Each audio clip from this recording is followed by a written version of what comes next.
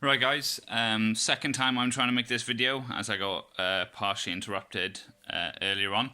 Right, so first things first, I want to take a bit of time out to just say, really sorry about the intermittent videos. I'm trying my best to stay on top of it, but I've been really busy with some personal training clients and also some outside of this whole thing issues. I just also want to thank your continuous support and following in these videos now, and also I'm hoping that the content contained in these videos is remaining at a fairly high level. This is why I feel that maybe a video every day or every week could be counterproductive, because to keep up with that level of demand, obviously I feel the content may suffer in each of the videos. So for everyone who's bearing with it and watching the videos and taking the time to just give my potential channels now credibility and feel like it's worthwhile, I'd really like to say thank you very much. That being said, right, so where we're at currently. About 6 weeks ago, I decided that I was going to do another cycle of just testosterone ethynate. I was going to try site injections this time round, and I was going to alternate sites between weeks. So my overall plan was I was going to use 2 ml of test-enth, preferably pharmaceutical grade, with some limiting estrogen medication like either tamoxifen or Rimadex. I was going to do 1 week, I was going to do 1 ml in each shoulder, and then the week after, 7 days later, I was going to put 1 ml in each each tricep, and then alternate those sites from week to week. Now, I know there's no scientific backing to say that site injection works beyond all doubt. My kind of thought process is a lot of, like others, is that perhaps the fact that there's localized pain in that muscle, it increases the muscle-mind connection, allowing then better engagement and better kind of channeling of certain things to that particular body part. And also I think I read somewhere that shoulders has a fairly high amount of androgen receptors in that designated area, so obviously when people use gear, the shoulders tend to get quite inflamed and quite pumped and quite capped quite quickly. So yeah, just testing the theory. It's different from person to person, and I just wanted to see how I would have reacted to site injection. So before I went ahead with ordering the course and getting it sorted, I did a blood test through a site called MediChecks.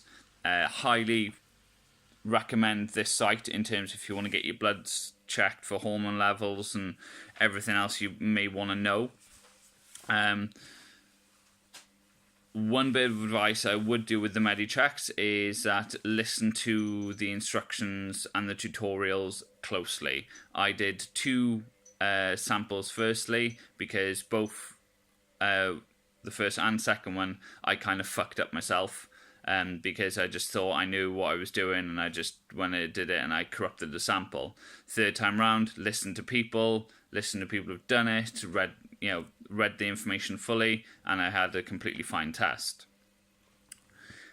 So did the blood test, and then when the results came back, I was a bit shocked because my liver and kidney function were on the high side, in terms of not so much damage, just at an elevated level.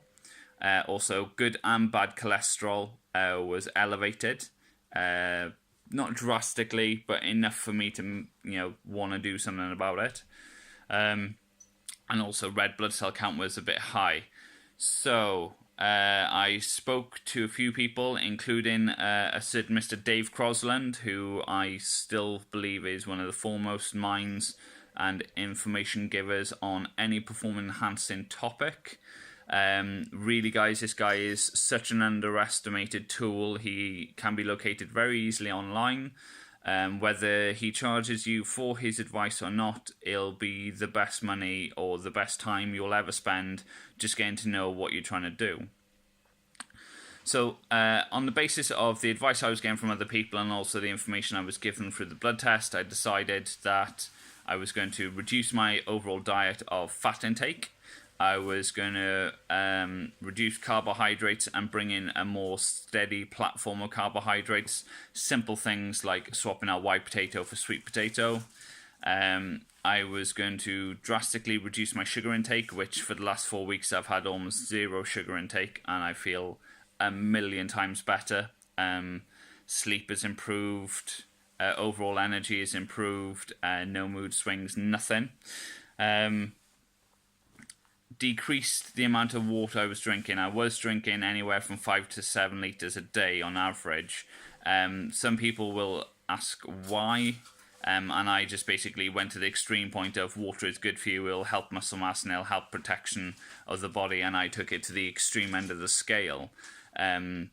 Didn't realise it was having any effect. I thought it was having a very beneficial effect, but obviously when the blood samples came back, it showed that my kidneys were running at quite a high rate due to just coping with that level of water I was intaking.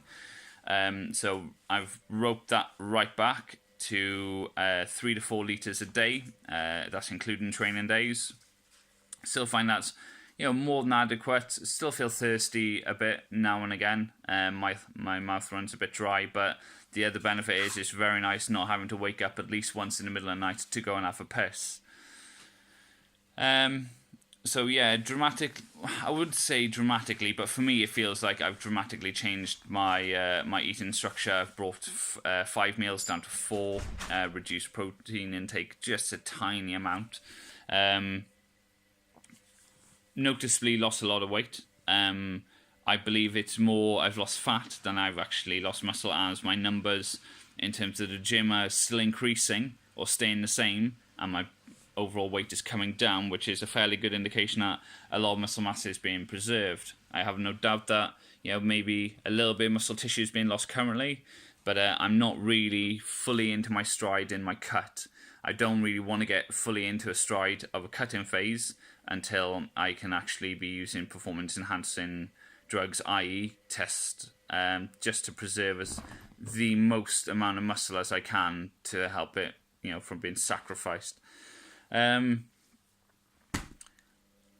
My overall opinion then is that it was very beneficial for me to do the bloods test. Yes, it's annoying that I can't go ahead with my cycle as yet, as I'm just trying to bring everything back into normal levels. I should know how my progress should have happened within about 6 weeks' time. For anyone suffering with like high cholesterol, whether it's good or bad, been taking these particularly 2 supplements I was recommended. One is citrus bergamot. Can get it from Amazon, fairly cheap. So it's just 1 tablet every day. And then also concentrated fast dissolving vitamin C asparagate acid. Okay, that's also from Amazon. I take about 4 grams of the powder with tap water, and then also one of the other tablets on an empty stomach just before breakfast.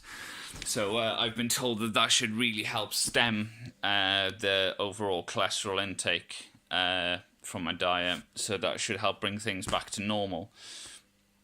I will be doing another blood test before I do go back on cycle, so I'll probably be doing that in the next 6 to 8 weeks. And then obviously depending on the results of that blood test, I'll make my decision on when I'm going back on cycle. Anyone who is keeping their health at the forethought of doing performance enhancing drugs, I very strongly recommend doing a blood test before, during and after your cycle. Before is always good to know the information to make sure that you're in perfectly good fighting fit health, and also to know your base level of hormones. The real benefit is doing one mid-cycle, because you can see how the tolerances your body are taking due to what cycle you're doing, and also it could be a very good indication of how strong the test or whatever you're using is actually having an effect on you.